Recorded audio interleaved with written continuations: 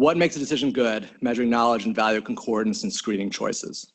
So conflict of interest, there is none. This funding, it's about the project. I've talked to this group about before many times about colon cancer screening and decision aids in a study that we did. And therefore I added this little disclaimer, which is when am I ever going to stop talking about gosh darn colon cancer screening?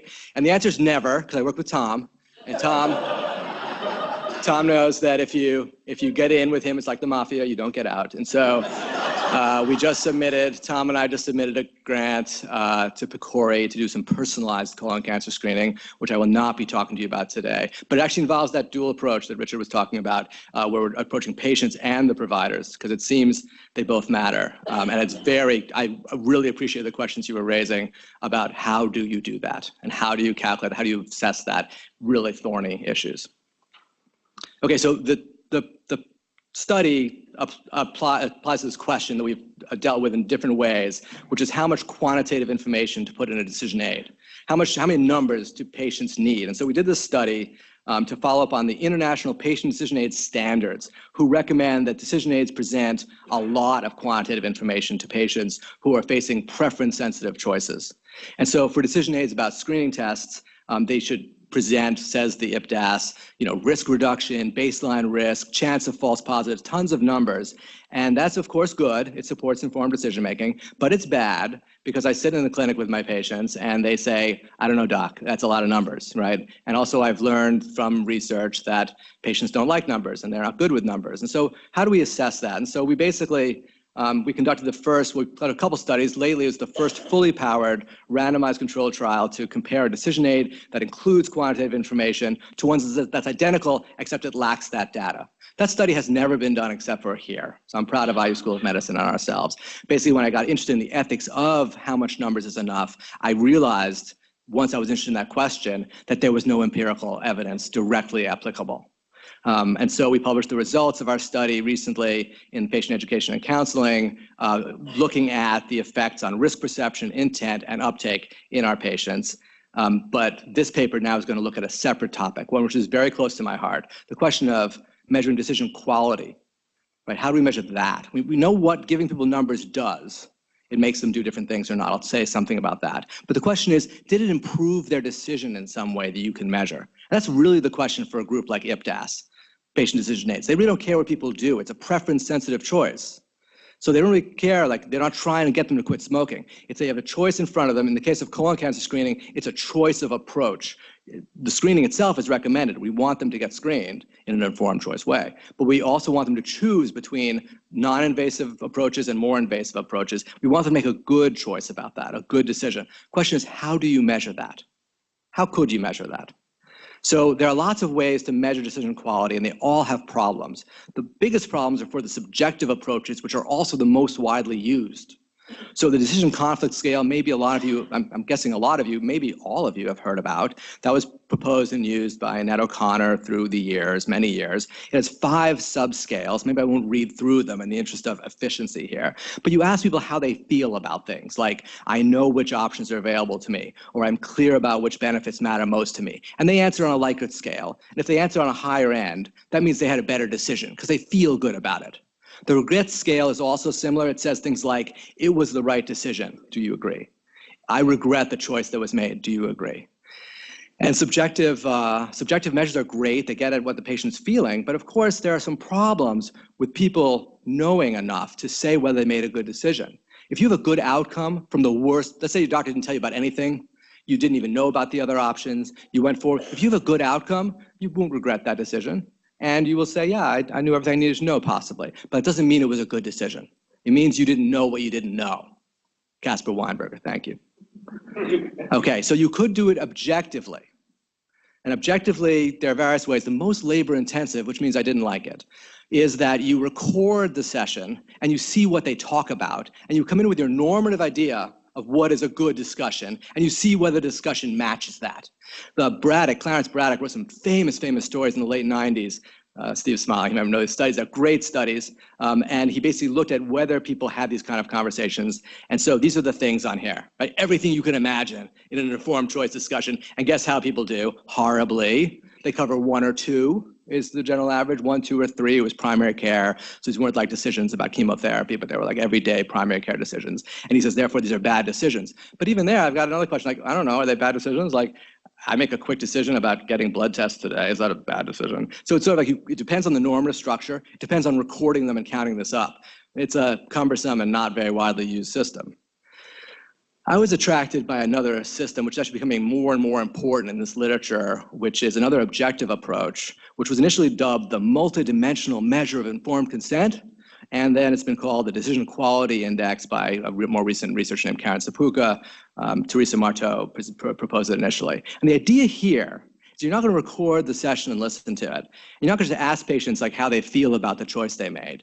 Basically, patient-centered care or high-quality decision-making has occurred when individuals have, 1, adequate knowledge about the options and their risks and benefits. They had adequate knowledge as a normative judgment there. And 2, they received the care that matched their preferences.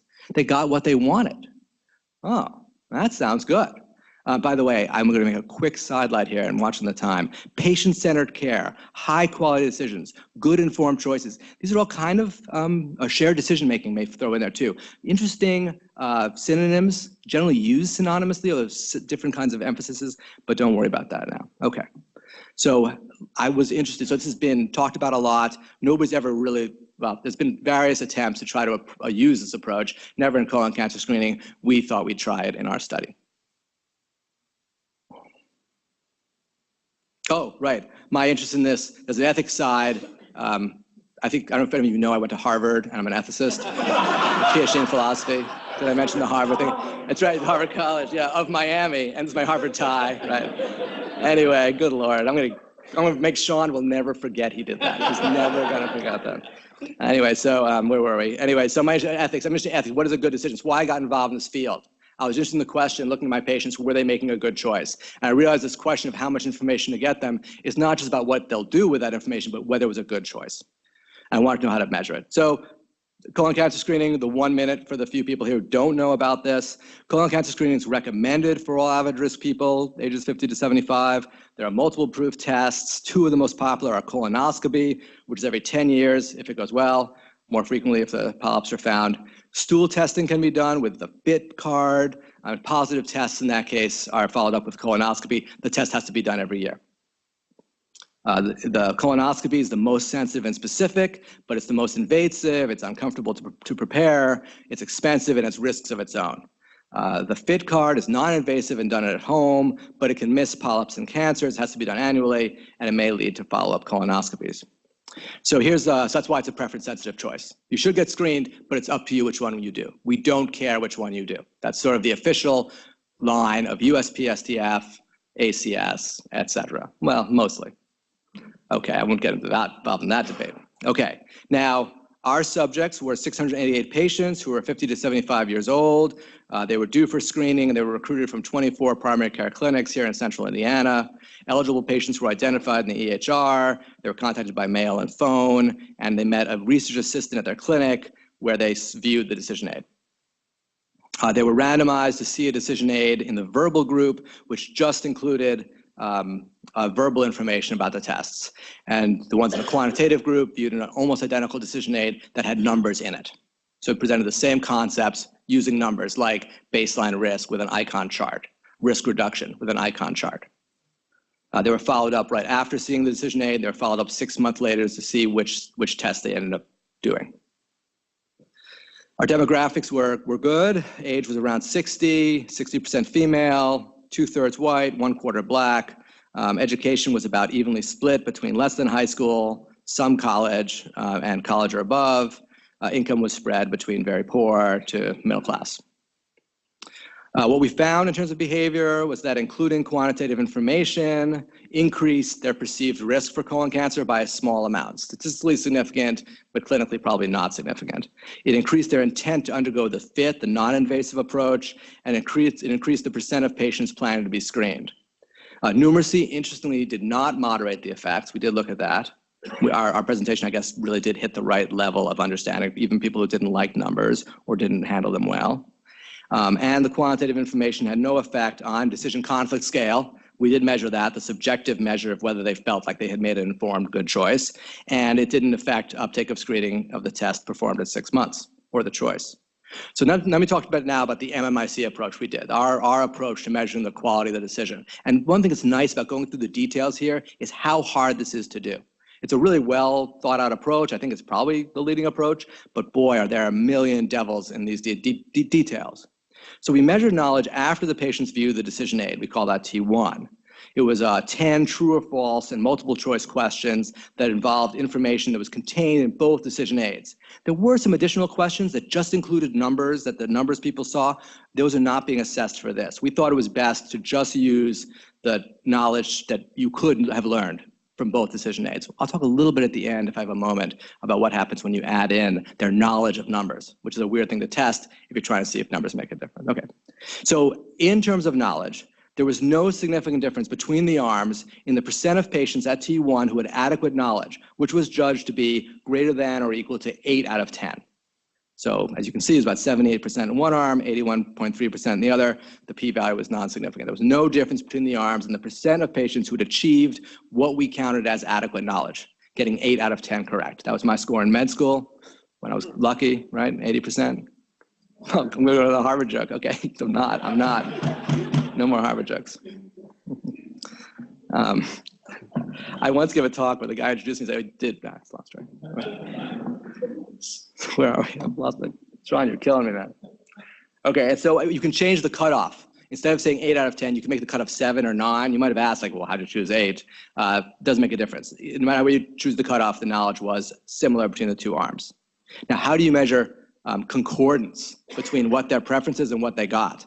And that's a complicated piece of work too. In a recent review, Mann, Ozan, and Sabuka described 3 ways. We used the second way, which I'll talk about most here. I can mention we also used the third way too, but let's talk first about the second way. We asked them what they wanted, and then we saw whether they got that.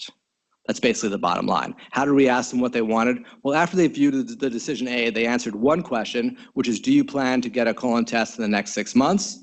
They could answer from yes to no. If they answered on the yes side, if they answered on the no side, they were counted as a no screener. They had decided not to be screened. If they answered on the yes side, definitely, probably, may or may not on the Likert scale, then we took into account their second question, which everybody answered, which is, if you were to be screened, which test would you choose? And they could choose colonoscopy, FIT, or other choices like don't know or unsure. And so we put them into these categories. If you said you wanted to be screened, and if you were screened, you wanted colonoscopy, then you were a person who intended to have colonoscopy. Likewise for FIT, likewise for don't know. We measured uptake at 6 months, looking at the EHR, and we calculated concordant choice and concordant choice plus adequate knowledge for each group, and we compared the proportions between the two groups using chi-squared. Okay, so here's the first chart of the outcomes here. If you look at the bottom line first, which is the total concordant choice, 30%, is just looking at concordance, I'm gonna add in the knowledge later, it's just looking at the concordance side, 30% in the verbal group and 28% in the quantitative group, that's the bottom line in bold, had got what they said they were going to do, 30%.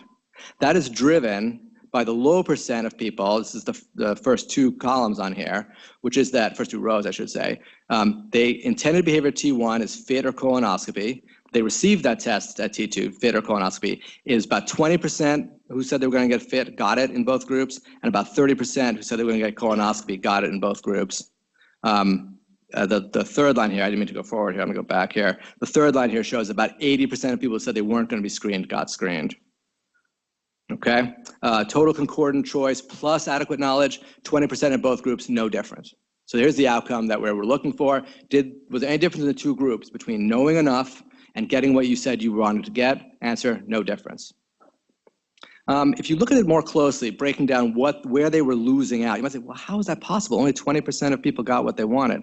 So in the no screening group, again, most people who did FIT or colonoscopy in the first 2 big boxes and the furthest to the left, most of those people ended up getting no screening. So that drives down concordance. They said they were going to get FIT, but they didn't get it, or they said they were going to colonoscopy, but they didn't get anything. A much smaller percent in both groups switched. So they said they were going to get fit in the first column. They end up getting colonoscopy. That's about 10% of each group. Same, they said they were going to get colonoscopy, but they ended up getting fit. That was about 5% in each group. You can vary the analysis in various ways. You could change how you count who intended to be screened. You could vary the cutoff for adequate knowledge like I showed and combine that. Again, there's no difference there. We did look at a different way to measure concordance where, and in the interest of time, I'm going to just jump over this. I'll describe what we did. We used a relatively complex way of calculating what they really want, independent of what they said they wanted. Here's what we did. I'm sorry, I guess I can't really jump over it. At T1, patients answered questions about their perceived benefits and barriers for colonoscopy and FIT separately in a scale developed by our team. We then took about 4 of those questions. They were able to say how much they believed in the benefit of the test. In 9 or 10 of those questions, they were able to say what they believed about the risks or the downsides of those tests. And basically, all items they answered on a Likert scale. We created something called our Fiat Score, which basically we summed up their belief in the benefits of FIT and we subtracted their belief in the barriers. Similar for colonoscopy. And we did a preference based on subtracting one from the other. This is a way of measuring from their perception of the benefits and barriers of these tests in a non-weighted fashion. We had no data to weight anything, but in a non-weighted fashion, it says which one they seem to like better, independent of what they said they intended to do. And we put people in 3 groups. The lowest quartile of people for a FIT preference were assigned, we assessed them as being a colonoscopy person. The middle 50%, we said we can't really tell which one they prefer, and the highest quartile in the FIT preference score we assigned to this FIT group. This is a technique that we developed in trying to answer some theoretical and empirical questions. And the answer is no difference again. I'll flip through this, no difference. Again, if you vary the cutoff for adequate knowledge, no difference. Okay, limitations. There was no weighting of the importance of the benefits and burdens of the 2 tests in that way of going. And in that way of going, we counted them all as intending to be screened. You may have noticed that people at the FIT preference, they were FIT people, and if they got FIT, that counted. People colonoscopy, that side. Otherwise, if they got either test, that counted as concordant. Conclusions are that viewing quantitative information did not improve decision quality regarding colon cancer screening, measured as informed value concordant choice, according to most methods that we used, basically every method. A minority of patients made an informed value concordant choice, largely due to the high percent of patients who did not get screened. Right? Only 20% of people made a concordant choice to be screened and got screened. That's because so many of them just didn't get screened at all. It's an interesting sort of factor in how this turns out. I've got to thank my friends and mentors like Greg Sachs and Brian Zickman Fisher from Michigan. I rushed there in part to show you this slide. So another way to measure knowledge would be to actually measure whether they knew the numbers that only the quantitative people saw. Right? So this is an interesting theoretical question. Like, well, Peter, some people actually, and these are other papers, who say, well, you don't really know whether to get colon cancer screening. You haven't really made an informed choice unless you know the baseline risk of colon cancer in the population. And so from that perspective, which is held by some people in the published literature, then the people who viewed the quantitative decision aid and saw that number will have higher levels, because they mostly retain it, will have higher levels of knowledge, and therefore will be counted of having made a better choice because they know a number that they were told. But of course, that's exactly the question we started this study to find out, which is giving people numbers in any way a way to help them make better choices? You could basically beg the question by counting knowing those numbers as part of adequate knowledge, and therefore as a component of making a better choice. And we did not do that. If you do that, then yes, the quantitative group does much better on knowledge. And even though concordance there's no difference, they do much better on the combination of knowledge and concordance. But again, that's just a very interesting thing to mention because of how hard it is to settle this question. That's why I like to mention this at the end, right? In some ways, I've begged the question against it. I would deny that, but you could say that I've begged the question against the importance of numbers by not measuring knowledge of numbers as part of adequate knowledge. They have begged the question against my side by assuming that knowing numbers is part of adequate choice. I probably should not have rushed to get you that. I'm sure that was a great way to end, and that's why we do it at Harvard anyway. Okay.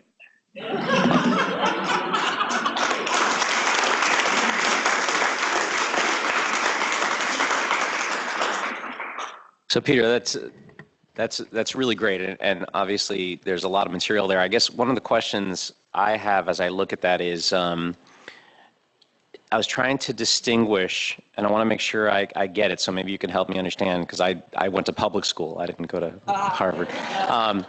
So where, no, but in all seriousness, so you're it's funny, before you illuminated me about the sort of outcome being important to knowing whether somebody sort of made a good decision. I just figured the decision was the decision, and you know, because there's so many other factors involved in whether or not they end up getting the colonoscopy. So can you expand no, on that's that? exactly right. So you might say that, right? Like, look, Peter, you should go back to the Braddock, or maybe even the subjective way. So what you're talking about is the decision. How good was the choice they made? I think the way of measuring this MMIC approach, just look at the overall process more. It says, look, if you are sitting with your doctor, you decided you want a fit card, and you say, I'd really like a fit card, and he says, oh, that's okay, honey, you'll get a colonoscopy, then something's gone wrong, right? Something's deeply wrong. You didn't get what you wanted. And so you're right. It may fit, you could say, more with the notion of patient-centered care than just a quality of the decision. But again, it's a matter of how do you skin this cat? Right? You really do care whether people get a chance to make an informed choice of what they want and then get what they want. That's really the goal. So to the extent that you can separate those things out, it seems important because the intervention to address the issue would be different, right? One is an intervention to improve shared decision making in that example. The other would be an intervention to improve knowledge and understanding for the individual making the decision.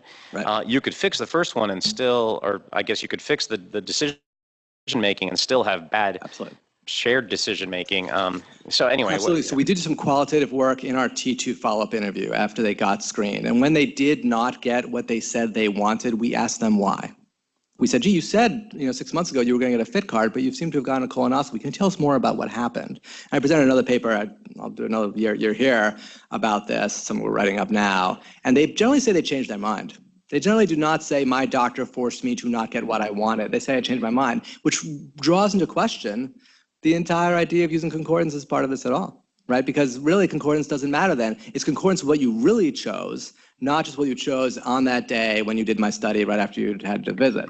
Now you could say, maybe we should measure their choice multiple times during the 6 months to make sure that when they finally, which again emphasizes the process nature of this, the decision and the quality of the decision being something you just measure in the doctor's office, only one part of the process. They have time at home.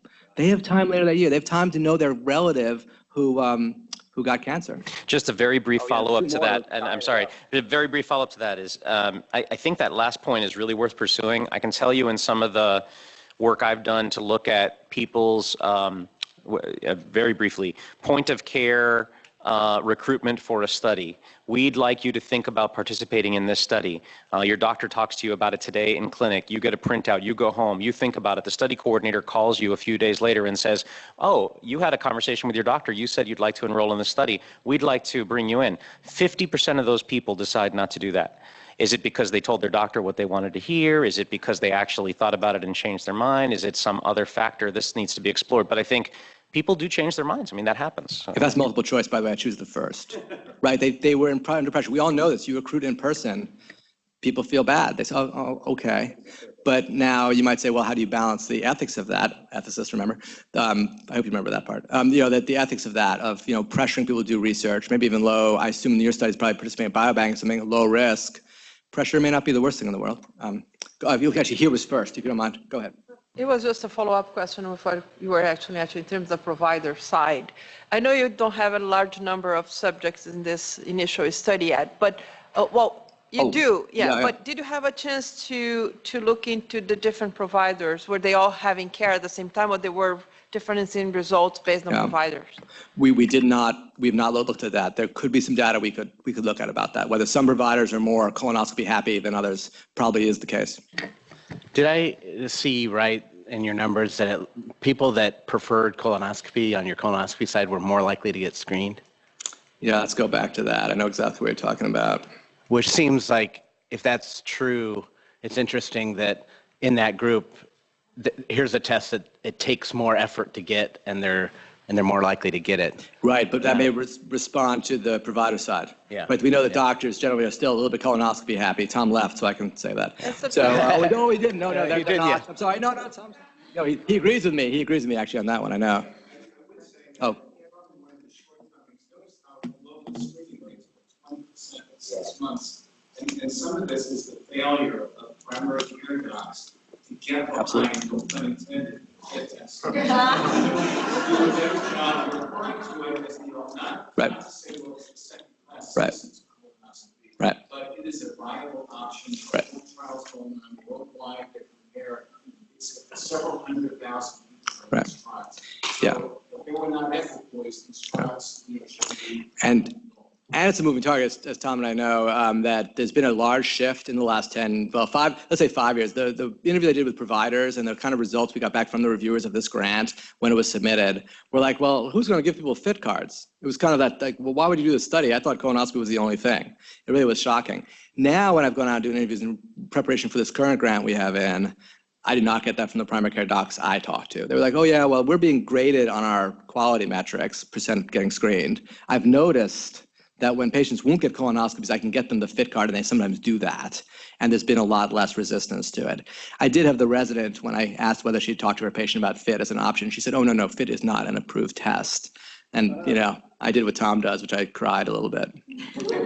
And then I yelled at her. No, I didn't. I asked her, I said, where did you get that from? She said, a fellow told me. I said, well, send me the paper if you would. I'd like to learn about that, please.